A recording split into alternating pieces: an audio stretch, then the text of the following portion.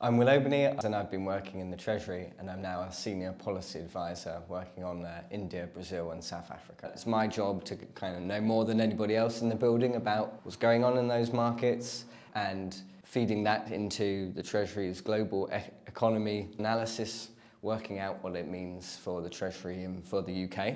And then the other side of the role is leading our engagement with the governments in these emerging markets across all of the work that I've done in the Treasury, because it's partly by our nature, because we're at the centre of government, really all of the big issues, the issues that really matter, come through the Treasury.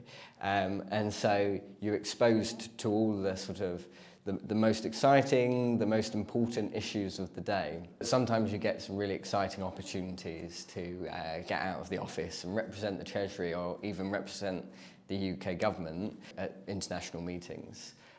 So a few months ago, I was in Paris at a meeting of the OECD to discuss their latest report on the Indian economy. Sitting around a big table behind the Union Jack and representing the government was really exciting.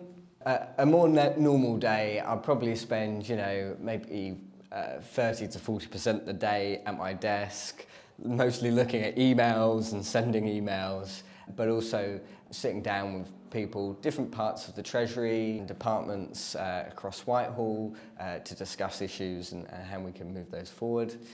So there's lots of things I value about the work, particularly sort of in the civil service and in the Treasury. Here we've got loads of really interesting and clever people and a really diverse workforce, which is exciting in its own way. I also like the fact that you can have a good work-life balance and that the organisation is open to flexible working. I've worked on the IMF, on G20, I've worked on spending around cross-government efficiency programmes, trying to make the civil service more efficient and coordinated organisation. I worked on crises like the collapse of Carillion, a big sort of supplier to government, and yeah, now I'm working on some really interesting economies and working with foreign governments as well.